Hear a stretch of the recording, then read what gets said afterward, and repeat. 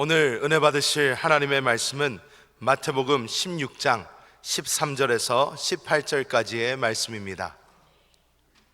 우리 다 같이 합독하시겠습니다.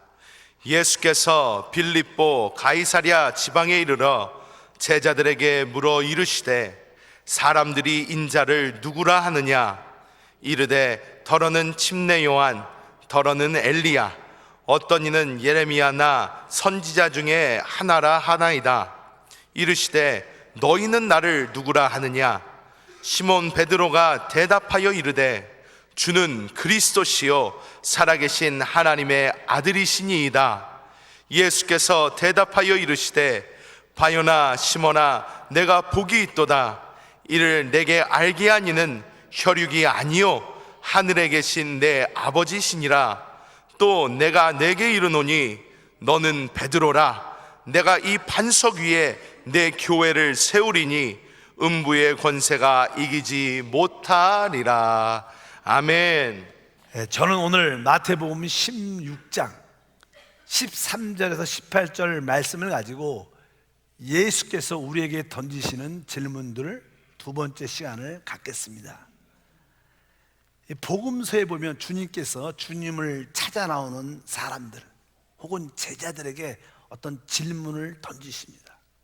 바로 그 질문을 던졌을 때 그들이 합당한 믿음의 고백을 할 때마다 주님께서는 그 믿음의 고백을 통해서 놀라운 치유와 하나님의 구원을 베풀어 주셨습니다. 사실 주님이 우리에게 어떠한 질문을 던지실 때 그 질문 안에는 주님께서 원하시는 주님의 뜻과 목적이 포함되어 있는 것을 알 수 있습니다. 그래서 2주 전에 우리가 첫 번째 그런 말씀을 전했었죠.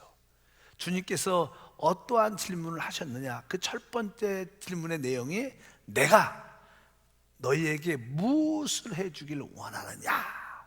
지금도 우리 성령께서 여러분 안에 찾아오셔서 여러분 마음속에 내가 지금 무엇을 해주기를 원하느냐? 이런 질문을 하실 때가 있습니다. 그럴 때마다 그 내용 안에서 분명한 우리의 소원과 목적이 있어야 되는구나. 그럴 때 하나님이 우리에게 기적을 베풀어 주시는구나. 여러분 마음속에 분명한 소원과 목적이 있기를 축복합니다. 그리고 어떠한 장애물과 어떠한 고난이 있어도 포기하지 말고 끝까지 해야 된다는 거예요.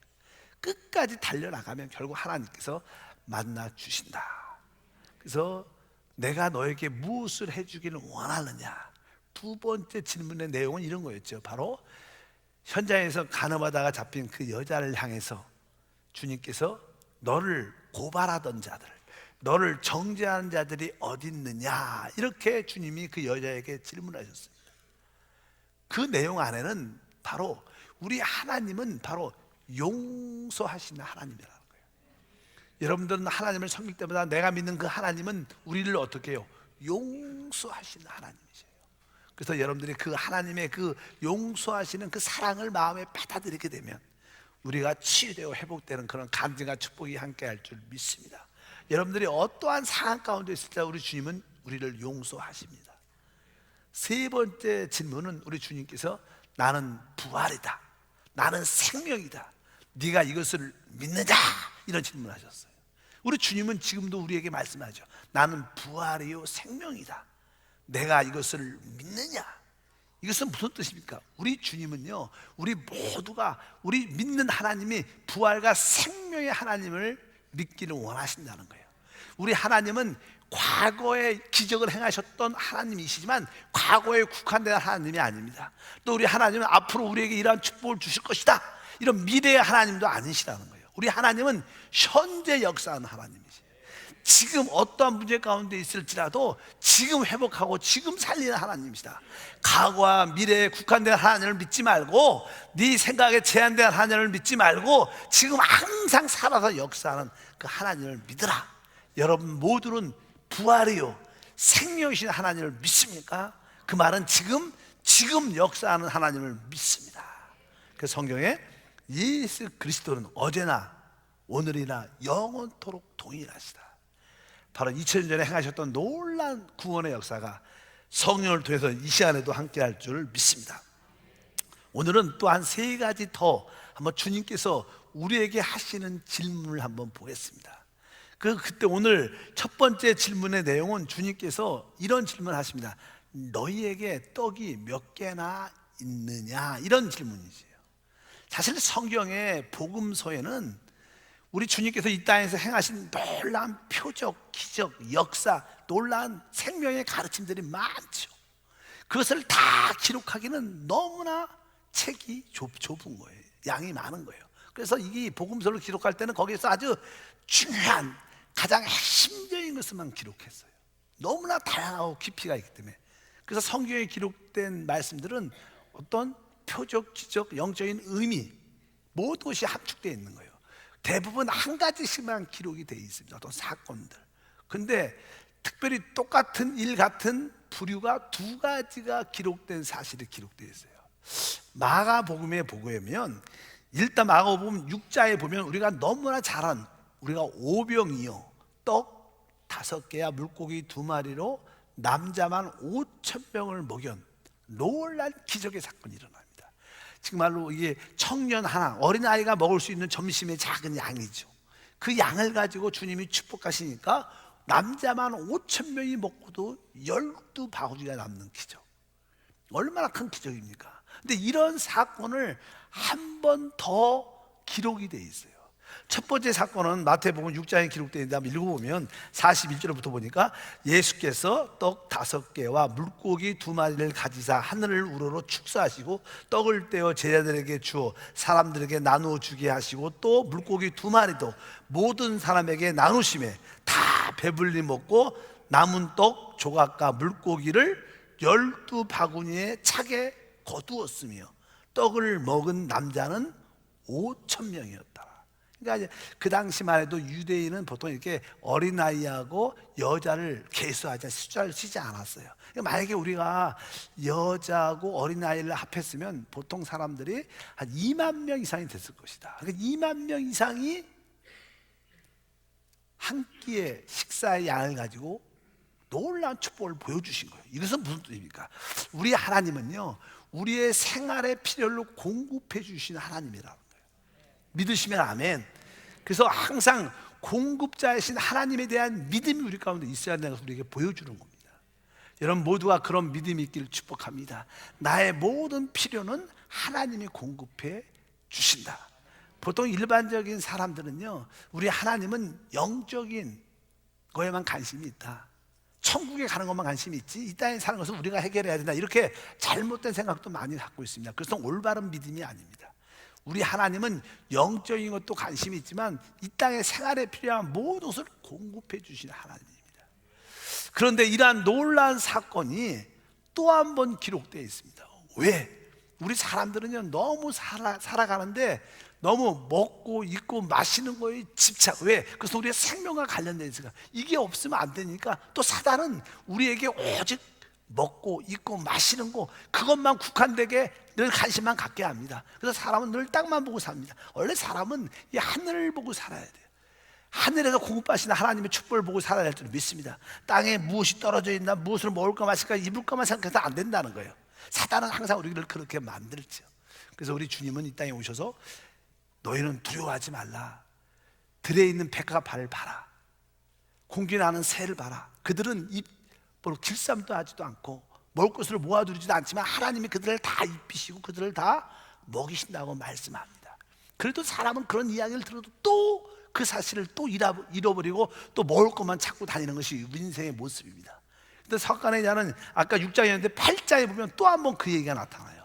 8장에 한번 읽고 8장에 1절부터 읽어보니까 그 무렵에 또 큰 무리가 있어 먹을 것이 없는지라 예수께서 제자들을 불러 이르시되 내가 무리를 불쌍히 여기노라. 그들이 나와 함께 있은지 이미 사흘이 지났으니 먹을 것이 없도다. 만일 내가 그들을 굶겨 집으로 보내면 길에서 기진하리라. 그 중에 멀리 온 사람도 있느니라. 제자들이 대답하되 이 광야 어디서 떡을 얻어 이 사람들을 배불리 할 수 있겠사이까. 예수께서 물으시되 너희에게 떡 몇 개가 있느냐. 이르시되 7 이로소이다 하거늘. 똑같은 비슷한 사건이 또 한 번 시간이 일주일 지나서 또 나타났어요. 사람들이 많이 모였는데 그들이 주님을 계속 따라다니다 보니까 이제 며칠 됐어요. 먹을 것도 다 떨어지고 그들이 다 지쳐 있을 때 주님께서 다시 한번 이들에게 먹을 것을 주라. 제자들은 그러죠. 우리가 가진 것이 없습니다. 이 광야에서 어떻게 그 많은 떡을 살 수 있습니까? 그러니까 다시 한번 너에게 떡이 몇 개나 있느냐. 그러니까 그들이 7개가 있습니다. 이 말은 무엇입니까? 다른 게 아니에요. 바로 지난번에 내가 떡 5개와 물고기 2마리를 5,000명을 먹인 거 기억 안 나느냐?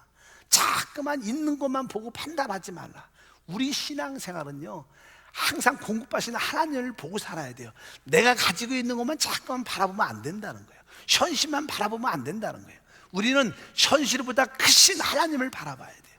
그것이 우리의 믿음인 줄 믿습니다. 여러분들이 만약에 현실이 어두우면, 현실 가운데 부족함이 있다면 그 뜻은 곧 뭐예요? 주님을 바라보라는 신호를 바라보고, 주님 아무것도 없습니다 그 주님께 부르짖고 주님을 찾으면 하나님의 역사가 우리 가운데 충만할 줄 믿습니다. 그래서 결국 이 사건을 통해서 어떤 일이 일어났습니까? 바로 4,000명을 먹이고도 7강주리가 남는 놀라운 역사를 또 주님이 행하셨어요. 이런 사건이 2번 기록되는 것은 다른 뜻이 아니라 바로 우리 하나님은 우리의 생활을 돌보시는 하나님이다. 그런 하나님을 믿기를 주임으로 축복합니다. 근데 우리는 이 사실을 너무나 자주 잃어버린다. 너무 떡에 국한되지 말고 떡보다 크신 주님을 바라보는 믿음, 그런 믿음이 있기를 축복합니다. 특별히 주님께서 그들에게 이렇게 말씀하죠. 이 마가복음 8장 15절에 이런 이야기를 해요. 배를 타고 가시면서 제자들에게 너희는 바리새인의 누룩과 헤롯 당원의 누룩을 조심하라. 그래서 8장 15절을 다 같이 읽어보니까 예수께서 경고하여 이르시되 상가 바리새인들의 누룩과 헤롯의 누룩을 주의하라 하시니, 이렇게 하니까 보통 사람들이 누룩하면, 원래 떡을 만들 때 누룩을 넣어서 만드니까 누룩하면 항상 떡이 생각이 나요. 그래서 우리 주님께서 제자들에게 너희는 바리새인들의 누룩과 헤롯의 누룩을 조심해야 된다, 이렇게 말을 딱 하니까 듣는 사람들은 항상 자기가 듣고 싶은 것만 듣죠. 똑같은 말을 해도요, 어떤 분들은 자기가 듣고 싶은 것만 들어요. 그래서 그런 말을 안 했는데, 약하게 했는데 오직 그만 말 들렸대. 그래, 내가 그런 말을 했나? 종종 성도들하고도 종종 우리 사람들과 그런 대화를 하다 보면 그럴 때가 느낄 때가 많습니다. 가족과도 그러죠. 어떤 대화를 했는데 우리 자녀들은 그렇게 안 들었다는 거예요. 왜? 자기가 듣고 싶은 것만 들은 거예요. 여기 보니까 뭐라 그래요? 주님께서 너희는 바리새인들의 누룩 또 헤롯의 누룩을 조심해라, 이렇게 말을 하니까, 아, 누룩? 떡을 우리가 안 갖고 왔나? 떡을 그들이 훔쳐갔나? 이런 생각을 하고 있는 거예요. 항상 모든 것을 주님이 말씀하시면 떡하고만 생각하는 거예요. 돈하고만 생각하는 거예요. 여러분, 여기서 누룩은 다른 게 아니라 그들의 가르침을 말하는 거예요. 바리새인들의 가르침. 우리가 떡도 우리 안으로 들어온 것, 우리 배 안으로 들어온 것이지만 세상에서 가르치는 어떤 지식들은요, 우리의 생각에 들어와서 우리를 결국 망하게 만드는 거예요. 기억하시기 바랍니다. 여기서 바리새인들의 누룩, 헤롯의 누룩은 무엇입니까? 여러분, 이 세상을 보십시오. 이 세상에 우리 학교, 뭐 초등학교도 마찬가지죠. 중고등학교도 거기서 지식을 배우죠. 지식을, 합당한 지식을 배워야 돼요. 합당한 지식을. 이 땅에도 정치가들, 종교가들, 세상의 어떤 박사들은 자기의 지식을, 자기의 철학을, 자기의 사상을, 자기의 가르침을 사람들에게 계속 주입합니다. 결국 그들이 그러한 이론, 그런 사상, 그런 철학에 붙잡히면 그게 반짝하고 뭐가 되는 것 같은데 결국 그것은 다 사망의 길이고 멸망의 길이고 하나님을 잃어버린 길인 것을 여러분들이 기억하라. 예수님이 그 말씀하신 거, 바리새인의 누룩, 바로 헤롯의 누룩은 정치적인 그러한 철학과 사상에 빠지지 말라는 거예요. 우리나라가 지금 망해가고 있어요. 왜? 보수의 잘못된 가르침, 진보의 잘못된 가르침 때문에 망해가는 거예요. 우리는 생명의 가르침이 필요한 거예요. 진보든 보수의 가르침은 자기들의 철학이에요. 자기들의 사상이에요. 우리를 살찌게 하지 않아요. 그들은 우리의 피를 빨아먹는 자들이 어떻게 보면. 우리는 생명의 말씀을 배워야 돼요. 이게 진짜 대한민국을 사는 것이고 우리가 사는 길이에요. 여기는 바로 바리새인들의 누룩, 바로 헤롯의 누룩, 다 그런 것들이에요. 여러분들 세상에서 말하는 어떤 교수가, 어떤 정치가가, 대통령이 말하는, 어떤 유정자들이 말하는 그 가르침은 자기들의 인간의 사상 철학입니다. 그것은 나라를, 국민을 구원하지 못해요. 하나님만이 구원할 수 있어요. 우리 주님은 그렇게 말씀하는 거예요. 우리가 어떤 것에 대해서 자꾸만 그런 거에 관심 갖지 말고 진짜 생명의 떡에 관심이 있어야 된다. 제자들은 계속 먹는 떡에만 관심이 있는 거예요. 그 떡 자꾸만 사람들이 많이 있으면 그런 것만 생각하는 거예요. 우리 하나님은 공급해 주십니다. 넘치게 주셔요. 여러분들은 그런 영적인 분별을 느낄 줄 축복합니다. 너에게 떡이 몇 개 있느냐? 그러면 우리 주님이 이의 떡의 모든 공급은 하나님이다, 나다. 그런 거에 너무 연민하지 말라. 여러분들이 하나님을 잘 붙잡고 있으면 하나님이 필요에 따라, 때를 따라 넘치게 주신 그런 축복과 은혜가 함께 할 줄 믿습니다. 그러면서 아까 8장 15절을 다시 한번 읽어보면 예수께서 경고하여 이르시되 상가 바리새인들의 누룩과 헤롯의 누룩을 주의하라. 세상적인 철학과 종교적인 가르침, 정치적인 성향을 말하는 헤롯 당원들, 그런 거 쫓지 말라는 거예요. 그러면서 18절부터 읽어보니까 너희가 눈이 있어도 보지 못하며 귀가 있어도 듣지 못하느냐, 또 기억하지 못하느냐, 내가 떡 5개를 5,000명에 떼어 줄 때 조각 몇 바구니를 거두었더냐, 이르되 12이니이다. 또 7개를 4,000명에게 떼어 줄 때 조각 몇 강주리가 거두었느냐, 이르되 7이니이다. 이르시되 아직도 깨닫지 못하느냐 하시니라. 진짜 모든 우리 생활의 필요의 공급은 바로 생활의 필요도 주님도 공급해주지만 영적인 필요도 그분이 공급해 주시다. 우리는 생명의 진리의 말씀을 붙잡는 데 관심이 있어야 돼요. 세상적인 어떠한 철학이나 사상에 쫓아가면 결국 망합니다. 나중에 끝도 허하고, 실제 그런 데 빠진 사람 보면 점점점 악해집니다. 악해져요. 아직 점점점 자기 뜻대로면 다 반대, 점점점 악해지죠. 그게 사단의 역사라. 우리는 분명한 지혜를 갖고 주님을 섬기길 주여 축복합니다. 바로 하나님이 종종 우리에게 기적을 행하실 때도 바로 영적인 진리를 깨닫게 하기 위한 것이지 기적 그 자체에 있지 않다는 거예요. 기적 자체를 추구하는 게 아니라 영적인 생명과 진리를 찾는데, 주님을 만나는데 관심을 갖기를 축복합니다.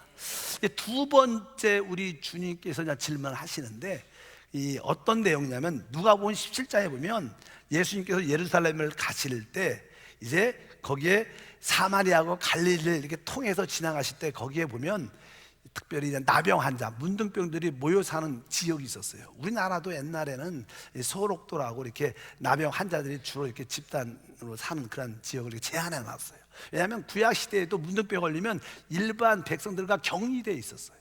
그들만 따로 살았죠. 아마 그런데 예수님이 그쪽 지역으로 지나갈 때 10명의 문둥병자가 막 나와서 주님 앞에 엎드려서 우리를 치유해 주십시오, 우리를 치유해 주십시오. 간절히 부르니까 우리 주님께서 그들을 치유해 주셨어요. 또 치유해 주신 다음에 주님께서 너희가 이제 제사장에 가서 너희가 치유받은 것을 확인하라. 원래 유대인 나병 환자들은 격리된 생활을 하니까 일단은 거기에 최고의 어떠한 영적인 거나 또 이렇게 모든 생적인 거기에 건강에 관리를 하는 제사장들한테 몸을 보여줘서 당신 건강합니다. 그러면 어떻게? 바로 일반 마을에 일반 백성들과 같이 살 수 있기 때문에 제사장에 가서 너희가 치유받은 거 보여줘라. 그러니까 그들이 10명이 가서 보니까 완전히 야부터 치유된 모습이 나타난 거예요. 근데 그 중에 10명이 다 치유받았는데 그 중에 한 사람이 너무나 감사한 거예요, 구원에. 그래서 9사람은 안 그러는데 그 한 사람만 예수님을 다시 찾아왔어요. 얼마 찾아오는데 얼마나 쉽지 않겠죠. 열심히 예수님께 찾아와서 주님께 감사의 인사를 드립니다. 그런 내용이 쭉 기록되어 있는데 17장 17절과 19절 다 같이 읽어보니까 예수께서 대답해 이르시되 10사람이 다 깨끗함을 받지 아니하였느냐? 그 9은 어디 있느냐? 이방 외에 하나님께 영광을 돌리러 온 자가 없느냐 하시고 그에게 이르시되 일어나라, 내 믿음이 너를 구원하였느니라 하시더라. 이 말씀은 무엇입니까? 10명이 다 문으로부터 치유받았는데 여기에 이방인이었던 이 한 사람만 예수님께 직접 와서 진짜 감사하고 고맙다는 표시를 한 거예요. 그러니까 주님께서 그 9은 어디 있느냐 그러면서 그 한 사람을 향해서 바로 일어나 가라, 내 믿음이 너를 구원하였다. 이 여기에서 우리 주님께서 아홉은 어디 있느냐, 이것은 무슨 뜻입니까? 우리가 하나님께 향할 때마다 어떤 환경 가운데 있을지라도 하나님께 감사해야 된다.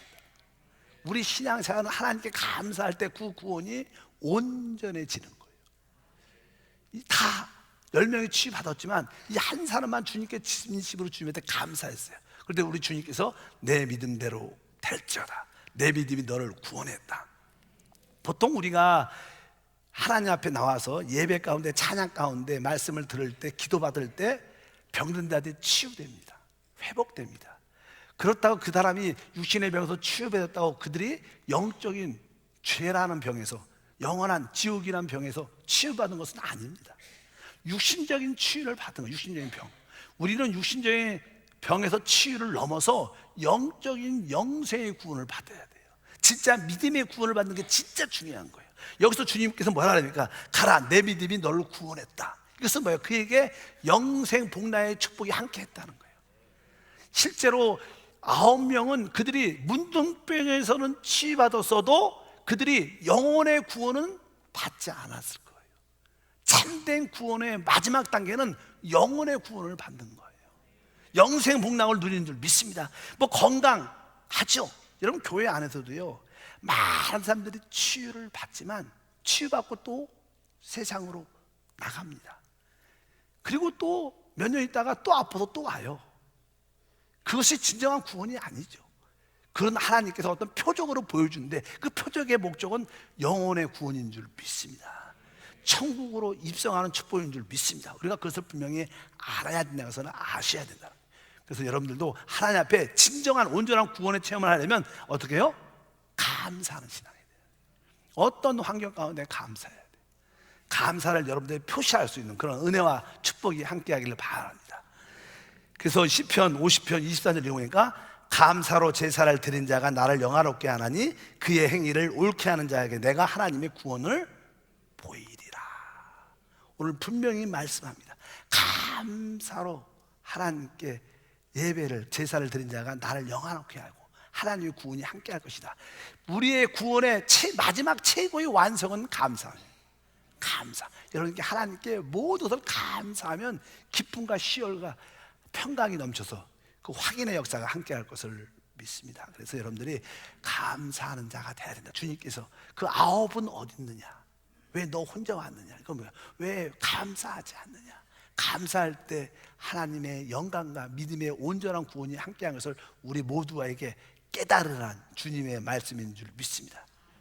여러분 진짜 하나님께 감사하는, 아마 이 9명 중에 어떤 분들은 야 진짜 치유받았어, 내가 건강해, 얼마나 감사한지 몰라. 그러니까 아마 이 한 사람이 야 우리 주님께 가서 인사하러 가자, 감사를 드리러 가자, 얼마나 좋으니까 어떤 사람은 그래 진짜 감사한데 나 오늘은 안 될 것 같아, 가족한테 먼저 가야 되지 않겠어. 너무 그래서 뭐 여러 가지 이유가 많겠죠. 그들이 뭐 그런 마음이 없었지 않아. 그러나 이 사람은 먼저 주님께 감사했던 거 기억하셔야 돼요. 뭐 9명이 전혀 그런 마음이 없었던 건 아니죠. 그러나 진짜 먼저가 중요한 것을 기억하시길 바랍니다. 감사를 축복합니다. 세 번째 질문은요, 마태복음 16장 오늘 읽을 말씀에 나오죠. 주님이 드디어 3년 반 사역을 거의 마무리 졌습니다. 제자들과 3년 반 동안 함께하고 이제 마지막으로 그들을 이방인 땅, 보통 이제는 예루살렘 지역에서 주로 사역을 하셨다가, 예루살렘은 종교적인 영향이 참 많은 지역입니다. 사람들이 진짜 믿음으로 살려면 종교라는 영향에서 벗어나야 돼요. 종교는 그리스도를 바꾸는 그런 경향이 있어요. 만약에 어떤 사람이 종교적이다 그러면 그 사람은 살아있는 예수님을 잘 믿지 않아요. 어떤 형식 이런 데를 붙잡혀 있어요. 의식이 붙잡혀 있어요. 종교라는 것은 형식과 의식, 우리 참된 믿음은 살아있는 그리스도. 여러분 안에 살아있는 그리스도 성령이 계세요. 그분의 통제, 인도가 있어야 돼요. 신앙은 가짜가 아닙니다. 신앙은 진짜예요. 여러분 안에 주님이 말씀하시고 주님의 느낌이 있을 때 순종해야 되는 거예요. 그럴 때 그 사람은 진짜 믿음을 갖는 거예요. 의무적으로 그냥 주일이니까 교회 오고 가고 내 안에 계신 주님에 대한 느낌이 하나도 없다. 그건 다 종교죠. 종교적인 사람 얼마나 많습니까? 주님이 이제 종교적인 그 예루살렘의 영역에서 벗어나서 로마 군대들이 주둔하고 있는 가이사라 빌립보라는 지역으로 가까이 가서 거기서 주님이 질문하죠. 세상 사람들은 나를 누구라고 말하느냐? 그러니까 대답을 하죠. 제 아들이 세상 사람들은요, 주님 침례 요한이라고도 말합니다. 또 어떤 사람은 더러는 엘리야고도 말합니다. 또 어떤 사람은 예레미야고도 말하고 또 다른 선지자고도 말합니다. 사실은 이게 다 예수님이 원하는 대답이 아니에요. 그래, 세상 사람은 그렇게 대답을 할지라도, 그러면 오늘 질문이죠. 너희는 나를 누구라고 생각하느냐? 이것이 우리에게 가장 중요한 질문이에요. 이 땅에서 이 질문만큼 중요한 게 없어요. 이 질문의 대답이 우리의 영생을 관건하는, 주관하는 질문이에요.